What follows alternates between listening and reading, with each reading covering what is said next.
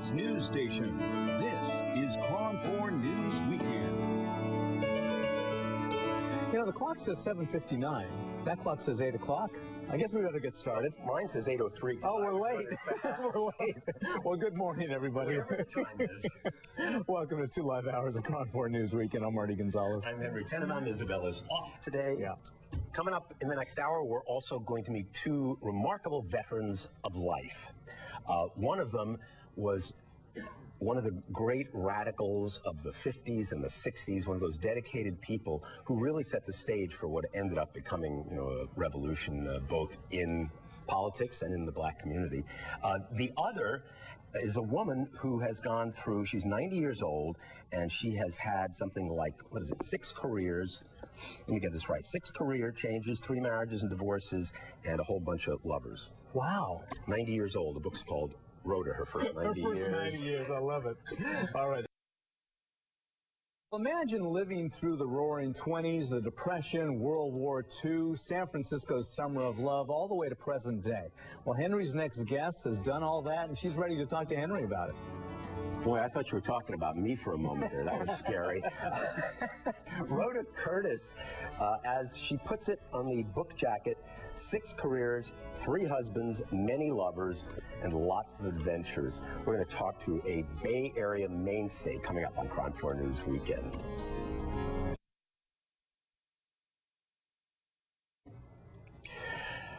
Rhoda, her first 90 years. Rhoda Curtis has written a memoir of her life, a life that is largely in the Bay Area and largely in places like North Beach during the heyday, in Berkeley. She has written a book that is very much about romance, excitement, and Rhoda Curtis, who is one of the more remarkable people that I've ever met. Thank you very much for joining us. Thank you for publishing this book. Thank you. Let's get down to the respectable parts here, these 6 careers. Can you just rattle them off for me? Well, okay, I started out as an elementary school teacher. Then went into journalism. And then I designed leather clothing for 12 years. Changed my life every 12 years. I mean, changed the direction. Do you think that's a good thing? Well, it's what happened. I know, but do you think it's good? Sure. I mean, you're a precursor of the 21st century, where everybody does change their life. Well, yes, and it just some people do it in 7, some in 10, and I do it in 12.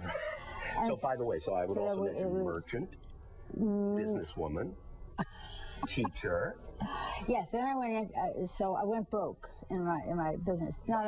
Not enough capital. You have to have enough money to take you over the lean years. And that was, I should explain to people, you were into leather before leather was cool. Yes, I was 10 years ahead of my time. That's right. Why I went broke. So you had a leather store. Well, I designed clothes. Oh, I brought a coat, but I didn't bring it on the stage. Anyway, I did clothes, women's clothes. Right. I'm the one who created smooth leather for clothing that could be washed off. Oh. Didn't happen before me. People did things in suede. Right. Morris was in suede. That was in Hollywood. But during the war, Glover's, after they made so much money in the tanneries, Gloversville went on strike.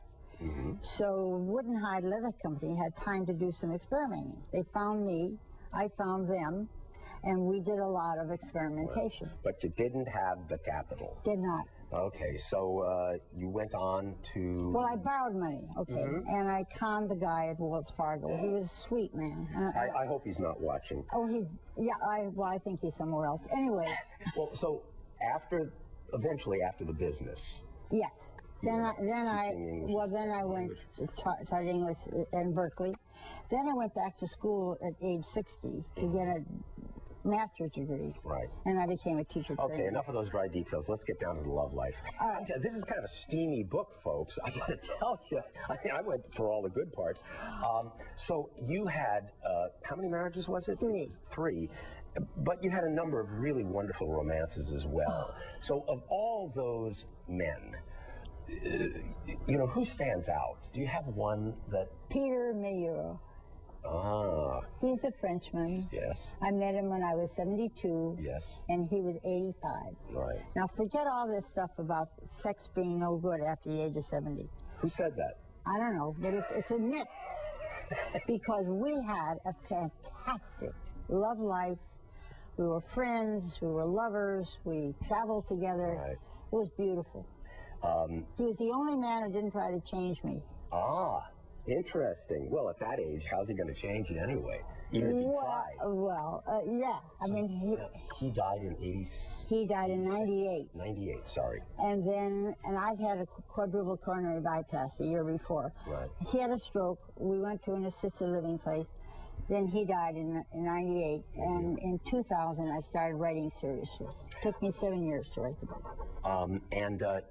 Your first marriage was a classic case of bigotry on the parts of the parents. Can you tell us the reactions of the different sides of the family? You being the child of Romanian Jews, and he being, was he Protestant or? No, he was Christian Science. No, he wasn't Christian Science. I don't remember.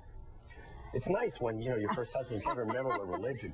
So, what was the reaction? Because we only have about 30 seconds to Okay, 30 seconds. His father didn't want him to marry me because I was a Jewess. Right. And he said, you don't have to marry her, you can just live with her. Don't tell any Jewish mother that, okay? My father was horrified that I was marrying a non-Jew. Mm-hmm. And so he said, as far as he was concerned, I was dead to him. I was the last child of 6. Right. My oldest sister was old enough to be my mother. Wow. So, huge difference. I didn't realize that. So I grew up in revolt, you see, and that sense of rebellion carried me through almost everything I was doing. I grew up in Chicago. Yes, but moved here right after the war. 1939. Oh, that's right. You came here, but then you went to Washington and came back, right? Oh, yeah, that was, of course, we don't have time to go into that, but I tell you, the book. That's the trouble with 90 years, ladies and gentlemen. Doing these 6-minute interviews is really tough when you're trying to cover 90 years. So I'm not going to even use the word spry, because she isn't just spry. She is, what are you, like 45 disguised as 90?